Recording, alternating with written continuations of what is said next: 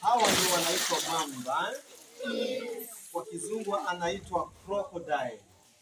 Na crocodile wa magawanywa grupu nyingi. Kuna kama hawa wanaitwa Nile crocodile. Ni mamba mkubwa ulimwengu mzima.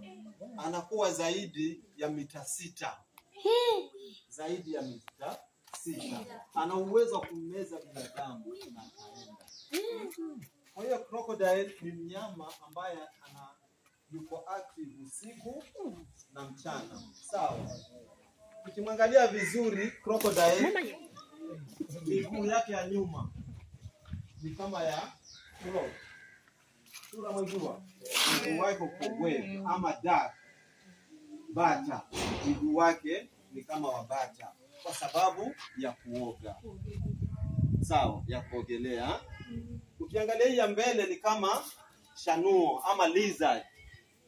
Kwa hiyo hii ya mbele anatumia kwa kupanda mahali kama hapo kwenye jiwe, kwenye gogo ambalo limekatika, ndio anatumia kupanda nao